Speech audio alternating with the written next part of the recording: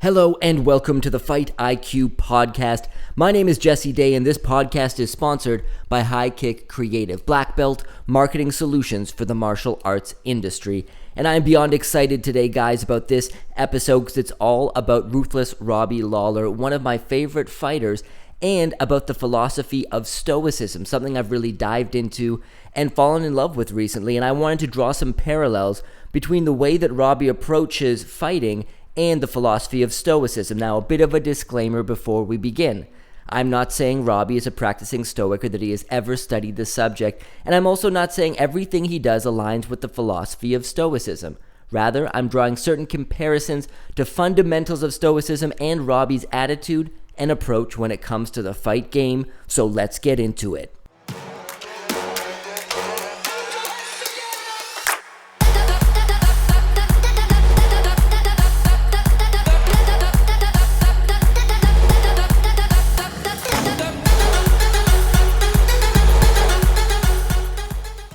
Before we really dive into the concept of Stoicism and how I believe that Robbie Lawler's attitude is in line with it, let's talk about a little brief history of Robbie Lawler's career. Ruthless Robbie Lawler is an American martial artist competing in MMA since 2001. He was the UFC champion at one point. He also competed in Elite XC. He competed in Strikeforce. He competed in Pride and the IFL. He's one of the most entertaining guys when it comes to throwing down in the ring. He is often in 5-round championship bouts, and a lot of people say he really comes to life in the 4th and 5th rounds, and that's very often true of his performances, especially the one he had against Rory McDonald at UFC 189 in 2015, and as well against Carlos Condit at UFC 195 in 2016. The man is an absolute savage, an absolute beast inside the octagon, and to watch him in there is like watching the art of violence unfold.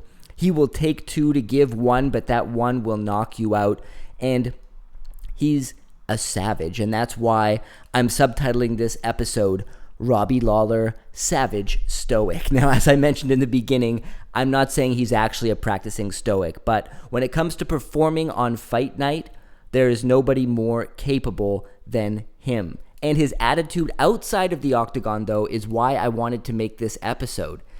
He is consistently known for giving some of the most boring interviews ever.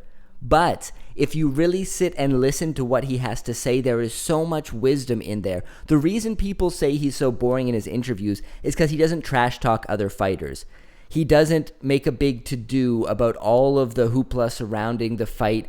You could say he's not very good at promoting the fights, but I think that's by design. He doesn't want to talk up a big game. He never brags or boasts about himself. He never puts down his opponents. He merely talks about getting to work, doing what's necessary to win the fight, and everything else is superfluous and not even necessary, and that's his attitude. So it's funny watching reporters ask him all of these different questions, and his answers are always the same. I'm putting in hard work. It is what it is. That's a very big sentence that he likes to use.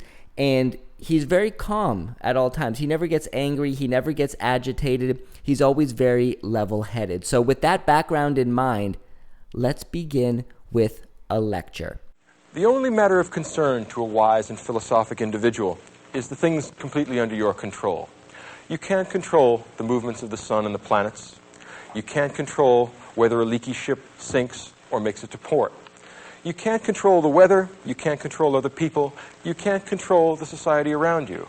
There's only one thing and one thing only that you are in control of, and that is you. Your will, your intentions, yourself. In other words, the wise man, the truly philosophical man, is the man who is entirely in control of his own soul, who takes utter and complete moral responsibility for his actions and is indifferent to everything else, not because he doesn't care about other people, not because he doesn't care about the felicity of the entire human species, but because it's not under his control. There's no use wondering or worrying about what tomorrow will bring, since tomorrow isn't under your control. Do what's right today and let tomorrow take care of itself. Did you ever pay attention throughout your career to any of the surrounding talk, or is there a reason why you don't, or to stay in focus, or why is that? Well, you really can't control those things. You can't control what other people are saying. Everyone likes this hoopla, but all this stuff really doesn't matter. It matters the work you put in, the heartache, the freaking how you ate, how you prepared, your training partners who helped you. Those are the things that matter. It's not what I say about this guy or that guy and what this person's wearing, that person wearing. It doesn't matter. You just freaking work out and you show up and you fight. And that's what I've always done. That's what this sport was built on, I believe, is freaking going out there and showcasing your skills and your martial arts and being a professional. So that first part was a lecture on Stoicism by Professor Michael Segruwe from back in the day, not sure exactly what date, so I do apologize for the audio quality, but I felt the message was so poignant I had to put it in there. And then that was also an interview with Robbie Lawler leading up to his fight with Colby Covington when he was asked about the trash talk, the whole hoopla that surrounds a fight. And we are in many ways in the entertainment era of MMA where a lot goes into it besides the fighting. People putting on certain personalities, saying certain things to try to sell more pay-per-views and all that sort of thing. And Robbie's response perfectly encapsulates one of the main principles of Stoicism. And that principle is that you need to draw a sharp distinction between things in your life that are under your control and the things that aren't. And so the things that aren't under your control, you need to let go of any attachment or any sort of emotion associated with that. And that includes any effort you make, such as going into a fight. When you're going into a fight, you have to do everything you possibly can to prepare for it. That's under your control. You heard Robbie talking about it, getting the right training partners around him, having the proper diet, putting in the right sort of training that's necessary for the upcoming fight. All of these things he's talking about are things directly under his control, and that's where he focuses all of his energy. He doesn't worry about what people are saying about him. He doesn't worry what the betting odds are on the fight, what this guy or that guy is saying. It doesn't matter to him. He bites down on his mouthpiece on fight night knowing that he put in all of the necessary work that he needs to do to try and win the fight. And you can't attach yourself to the outcome. The outcome is not under your control. There's a really interesting parallel that was drawn in Stoicism that I think was a quote from one of the ancient Stoic philosophers, which was about archery. So if you're preparing to engage in the sport of archery, you can do everything you want to try and prepare for hitting that target when it comes time for the competition, or in the case of war, when you're on the battlefield. You can take care of your bow, make sure it's kept well. You can take care of the string, make sure it's made of the finest materials. And then when it comes to practicing, you can put in as much practice as possible. You can have a great teacher. But on the time when it comes to hit that target, once you line it up, that's also under your control, how you line up the shot, the way you're pulling the bowstring back. But once you release the arrow, whether it hits the target or not, now it's no longer under your control. A gust of wind can come by and blow the arrow away. If you're on the battlefield, the enemy can move, and you may not hit your target, but you have done everything possible to give yourself the best chance of hitting the target. But once you let go of the arrow, hey, that's it. And I think that's the opinion I've heard the most from various fighters when they're going into a fight, the ones that really are level-headed and that are the best in the game. They focus on the preparation, not on the outcome of the fight.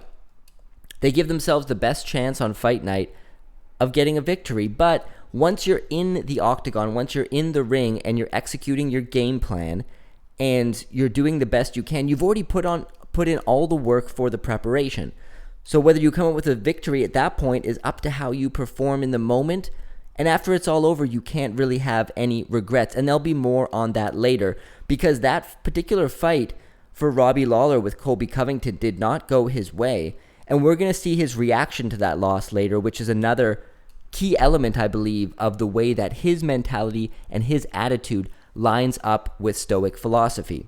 So think about it. In your own life and in your own endeavors, what are the things under your control? The only thing you can really control, as Professor Segruwe said, is yourself. It's your own attitude to life, the way that you react to things. There's a lot made about emotional reactions and how we are in control of how we react to certain situations. That is true, but it's not something that comes naturally to human beings, I don't believe. I think a more natural reaction is to get emotional in regards to things that happen to us. So we need to train our mind, and it takes time, and that's what the philosophy of Stoicism is all about. It's about daily practice. It's about daily meditation. It's about writing about how your day went. You know, one of the most famous Stoics, Marcus Aurelius, who is probably one of the only, if not the one and only, emperor of Rome who really cared about the people and who really wanted to do good and who wanted to be virtuous and who was not looking to gain whatever he could from his position. And he practiced all of these techniques that are now recognized in Stoicism, such as journaling every day. He wrote a journal called Meditations, which was never meant for public consumption. It was merely his own thoughts. It was a method of reminding himself every day. And we're going to hear some quotes from Meditations later as we move into this. But do think about what is in your control and what's not.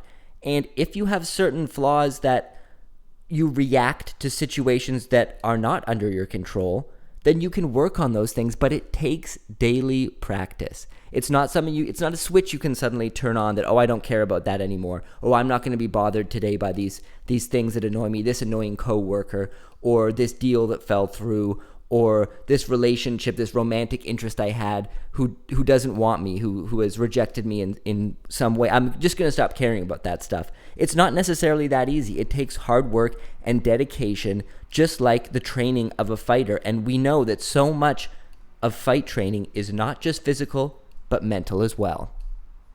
Says, look, if somebody insults you, the onus is on you not to react. He says, what you should do is you try to react like a rock. He says, go outside, pick up a rock, and try to insult it. How do you feel about that? Well, you feel like an idiot, right? The rock is not giving you the satisfaction. It's not responding. So the same goes with insults that are hurled at us. I mean, the person, first of all, a lot of the times we may be perceiving something as an insult which was not meant to be, right? Mm-hmm. Intentions are important. Yeah, we get offended so easily and quickly. Yeah. We can get offended because we misinterpret what the other person was saying. Maybe the other person said something clumsy, and maybe it said something that it did not mean, or whatever it is. But the first line of analysis should be: look, did this person really mean it? Because it's possible that, in fact, even likely that he didn't. Right. But then, of course, there are cases where it's pretty obvious that people do want to insult you. And in those cases, the best answer really is the one that Epictetus provides. I mean, it really disarms people. If you just ignore them, you just walk away. It's like, yeah. What the hell? There's no satisfaction there, because what the person that wants to insult you wants from you is a reaction. Mm-hmm. You're giving in. It wants to cause anger in you. That's the whole point, right? Colby's been relatively respectful to start, then you started getting a little more chirpy. Does any of it even get to you? Nah, I don't really pay much attention to what everyone's saying. Have a hard enough time just focusing on myself, getting myself ready. It's a tough task to go in every day, work hard, grind away, be a father, be a husband. Those are the things I try to focus on, how I can grow and get better. So it doesn't really matter what anyone else is saying. Do you buy into any, I don't know if you want to call it a gimmick or a character or persona, but do you buy into anybody does? I don't pay attention to much of what anybody does, so other than myself. So people can do whatever they want, and more power to however they want to act. It's up to them. But I'm just going to be me and worry about myself, stay in my own lane, and work. So that first segment was from a podcast called Stoic Solutions, and the guest who was speaking there was Massimo Pigliucci, one of the modern-day proponents of the philosophy of Stoicism. And of course, once again, was Robbie Lawler talking about his fight with Colby Covington. And Colby is one person who loves to talk trash. Trash talk. Psychological warfare. Call it what you will. It is used as a tactic by many fighters. Chael Sonnen was one of the ones who first kind of got it going. Conor McGregor took it to the very next level. He amped it up to 10 and noticeably got under the skin of a lot of his opponents, and it seemed to be effective. When they got into the octagon with him, he'd gotten so under their skin that they fought more with anger, and their technique went out the window. Robbie Lawler is not a guy that is ever affected by trash talk, ever. So leading up to this particular fight, Robbie lost the fight, all right? I've already hinted to that earlier. But it's not because of the psychological warfare. So Colby Covington was saying some stuff to him about how they used to be part of the same training team, American Top Team. And Colby Covington said Robbie left. He turned his back on the team. They built him up. They gave him everything. And he just turned their back. So he's going to leave him lying in a pool of his own blood. And he's going to make him pay for it. And all of this sort of stuff. Now, a lot of trash talk is really just to build up a fight. And what Massimo Pigliucci was saying when he was quoting Epictetus, who is one of the great Stoic philosophers of ancient times, was that you really have to look at the reason somebody's insulting you, right? Sometimes they don't really actually mean it. And in this case, after the fight was over, Covington had nothing but praise for Robbie, calling him a great family man, a legend in the sport. And it's obvious. This happens all the time in mixed martial arts. Fighters talk trash to sell pay-per-views and to build up an interest in the fight. Very often, they don't actually hate their opponent. They're doing it because creating this sort of feud draws a lot of interest. And although I love the philosophy of Stoicism, I love a good feud. I love it when it appears that the fighters hate each other and they say mean things to each other and they get into each other's faces during press conferences. All of that circus, I buy into it. Sign me up. I absolutely love it. But in many cases, it's fabricated to generate interest in a fight. And I think Robbie sees through that. And that's why when they're asking him, he was getting chirpy. Does that ever get under your skin? And he's just saying, I have a hard enough time focusing on training, fighting, being a good father, all of these sorts of things, that I don't really have to worry about that. What other people are saying doesn't matter to me. And like I was mentioning earlier, he's known for giving quote-unquote boring interviews. And you're going to see through what I'm showing you today, and also if you go and look up Robbie's past interviews, it's a lot of the same answers over and over again, because a lot of the time the media just doesn't get it. This guy is unaffected by trash talk. He doesn't care about the drama, but that's the stuff that the media likes and kind of needs to talk about to generate interest. They want to talk about these two fighters feuding. That sort of article will get a lot of hits. That sort of video or that sort of interview will get a lot of hits online. But with Robbie, you can't get it. You cannot get that reaction out of him, and that's what they have to realize. So let me bring up a quote by Marcus Aurelius from his writings.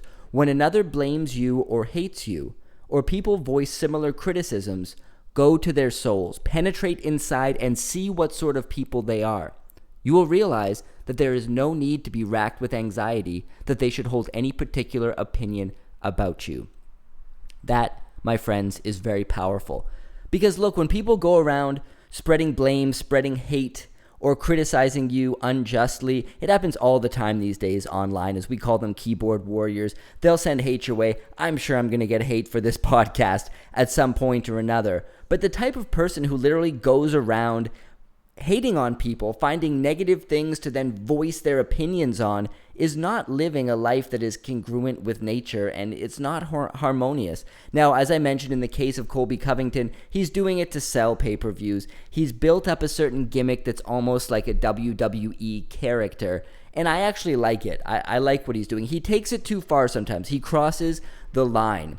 And after he won this fight, he actually talked some trash about one of Robbie Lawler's mentors, the great Matt Hughes, who, for those of you who don't know the story, he was involved in a horrible accident, and now he's never going to be the same. His brain was affected. He talks slow now. He's got a lot of problems. And Colby Covington insulted him, saying that Robbie should have gotten out of the way, just like Matt Hughes should have gotten out of the way of the train that hit his truck, because that's what happened to him. Wow, like that shocked me quite a bit. But once again, after the fight was over, Robbie didn't hold any ill will about anything. So that just shows you how strong his mind is and how much he's conditioned himself to focus on what really matters. And for him, that's being a family man. That's being the best fighter he possibly can be and doing the best he can, giving 100% of his effort. And then he has nothing to look back on and regret. And by the way, regret is one of the big things that Stoics try to stay away from as much as possible. I'm trying to work on this myself. Like I'm trying to teach you guys a little bit, educate you guys about the philosophy of Stoicism as it relates to combat sports, but I'm a real beginner in the field. So this podcast is helping me as well, just voicing these things. And letting go of past things that cause regret in me is one of the things I'm really trying to work on these days. and it seems Robbie's worked on it a lot, and he's more focused on what's next, on what's coming up in the future, as we'll hear from him right now. Robbie, thanks for coming back, man. Yep. Not an easy night. Can you just tell us, how the fight went relative to maybe what you expected Colby to do and what you thought maybe you'd be able to execute in there? No, Kobe did a really good job. I just wasn't able to do enough. I kept a good pace, mix it up with takedowns. My body felt good. I just need to go back to the drawing board and get back to work. There's a few things I can strengthen up and get better. It's a learning experience. I've actually felt pretty good going out in the cage. Felt pretty good in there. Just need to get back to work. He's getting a lot of heat for that comment he said after about Matt Hughes, who I know you're close with. Is that a bridge too far in your mind? I couldn't even really hear what he said. So, guys are crossing the line. Seems like the media loves it. They eat it up, right? So, that's for you guys to write about and have your own opinions on it. It's not for me to have opinion. Everyone wants to see what I have to say. What do you guys have to say about it? And so, it is what it is. I'm just worried about myself as usual. If we would but look at our misfortunes with a new set of eyes and assume a different attitude towards them, the Stoics maintained that we could benefit from our troubles and see them as mountains to climb instead of pits to fall into. It is difficult circumstances that show real men, claimed Epictetus. Constant misfortune, wrote Seneca, brings this one blessing. Those whom it always assails, it eventually fortifies. Or perhaps most powerfully, Seneca stated, excellence withers without an adversary. The time for us to see how great it is, how much its force, is when it displays its power through endurance. I assure you, good men should do the same. They should not be afraid to face hardships and difficulties, or complain of fate. Whatever happens, good men should take it in good part, and turn it to a good end. It is not what you endure that matters, but how you endure it.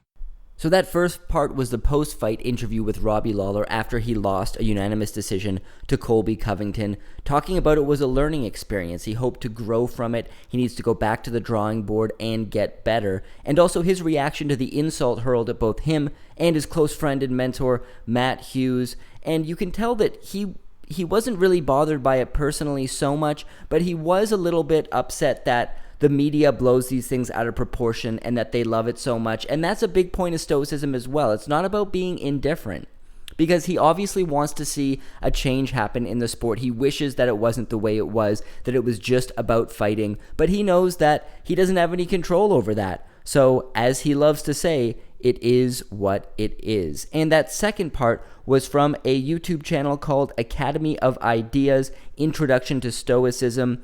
So let me leave you with a few quotes here by the great Marcus Aurelius. How much time he gains, who does not look to see what his neighbor says or does or thinks, but only at what he does himself to make it just and holy. Here is a rule to remember in future. When anything tempts you to feel bitter, not, this is misfortune, but to bear this worthily is good fortune. Thank you very much, my friends. I do encourage you to check out more about Stoicism. This was just scratching the surface. All of the interviews, lectures, podcasts that I have drawn from for this episode, the full videos will be linked in the description below. I really do encourage you to check it out and see how Stoicism might be able to impact your lives.